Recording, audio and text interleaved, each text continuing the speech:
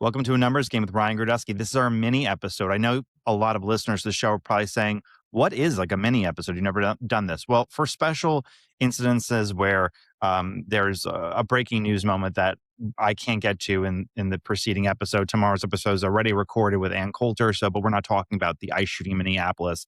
And I think that needs to be addressed from me. I'm sure most of you know what happened, but if you don't, I'll brief everybody on the situation. On Saturday, a federal agent in Minneapolis shot and killed a 37-year-old nurse named Alex Jeffrey Pretti. Pretty or Prady? I don't know the pronunciation of the last name, but Pretty is how I'll say it.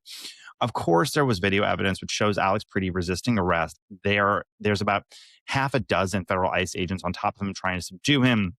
Clearly, he was a very strong man.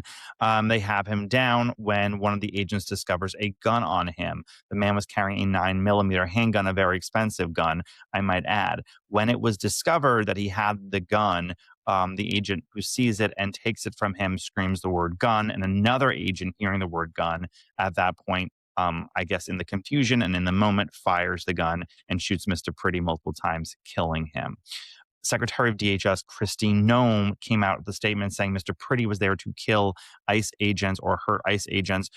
He wasn't from Minneapolis and this area specifically, and he was actually carrying the gun illegally for Minneapolis law, which according to that local law says you need to have an ID on you while carrying a firearm.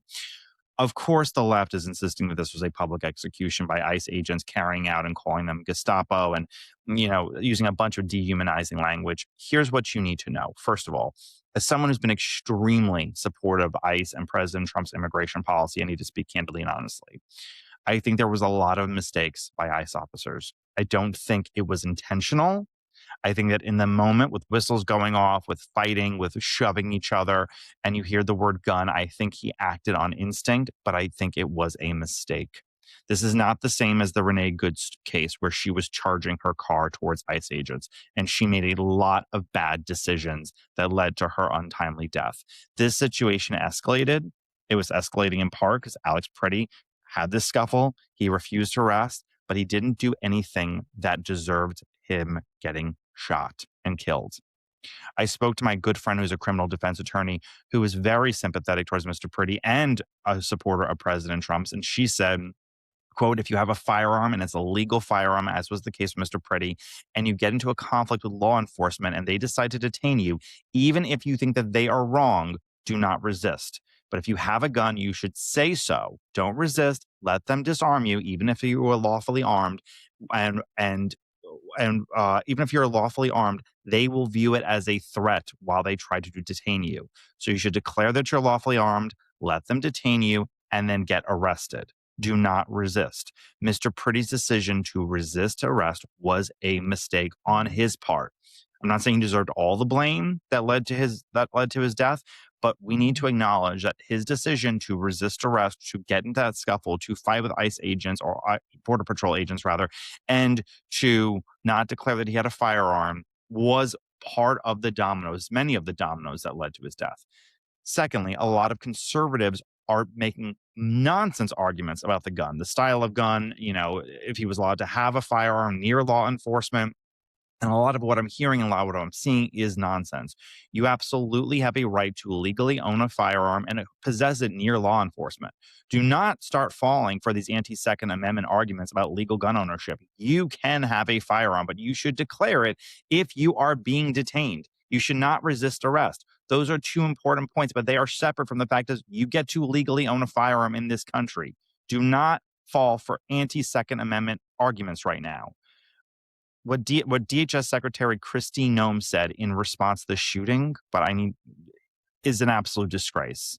I need to make that point very, very clear. We have no idea what Mr. Pretty's intention was. He was an American citizen who had every legal right to legally own a firearm.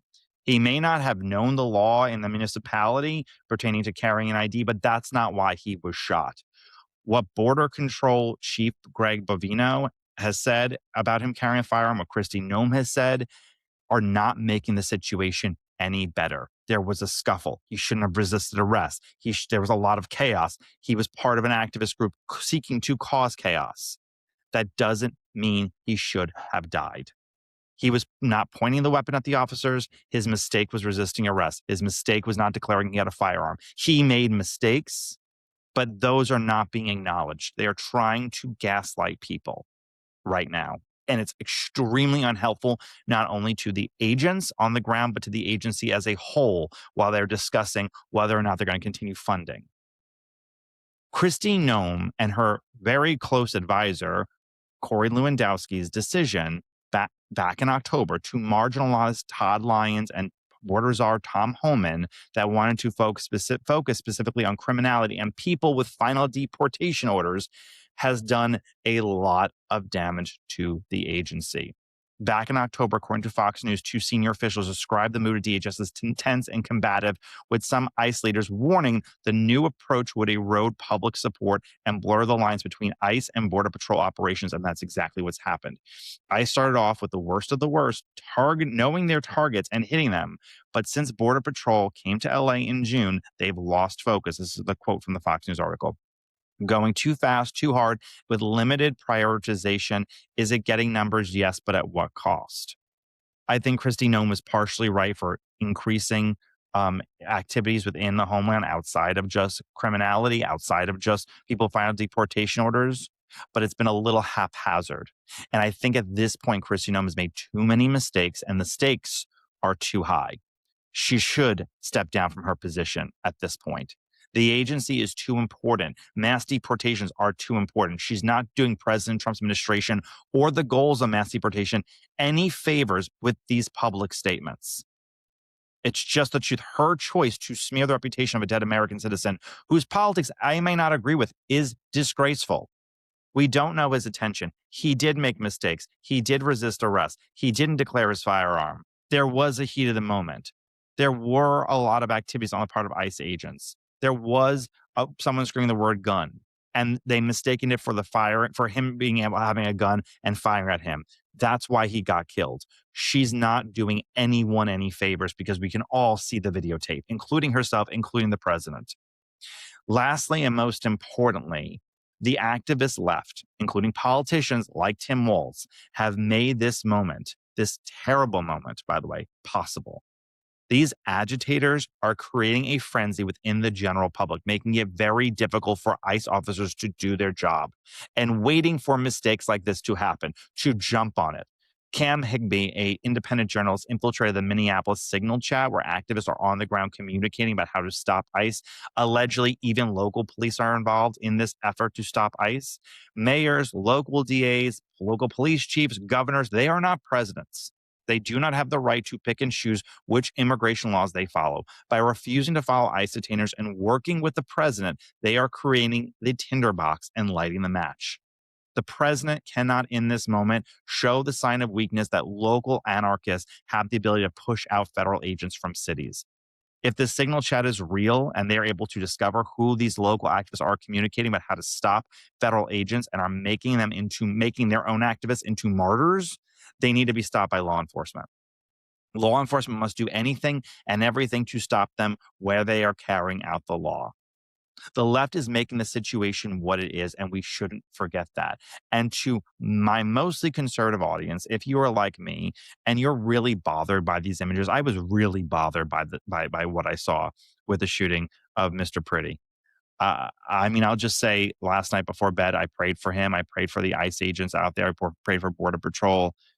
But I also then took a second look. I took a second look at the images of hundreds of thousands of illegal aliens who were let into this country by President Joe Biden. And I'm sorry this country was invaded.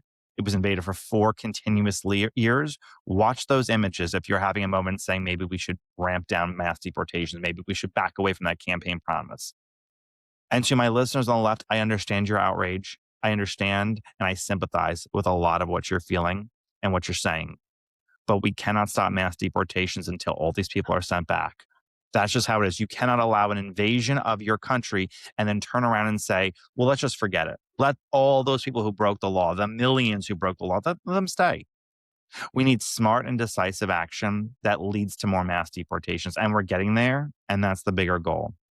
And if you're angry and you're a progressive and you're even a centrist and you're angry, You need to remember in this moment, you have every right to legally own a gun. You have every right to legally protest. You have every right to legally make your voices heard. You don't have a right to stop ICE agents doing their job. You don't have you don't have a legal right to physically assault ICE agents or Border Patrol agents. There is no honor in being a martyr for anarchists. So President Trump needs to make some very important decisions about who leads this agency, because at the rate that we're going with the negative images that are coming out in the field, Kristi Noem is doing immense damage to the agency. And activists are looking for it. Activists on the left are looking for these moments.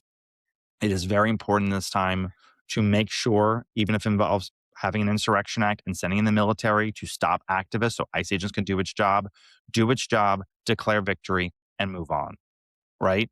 That's the entire goal.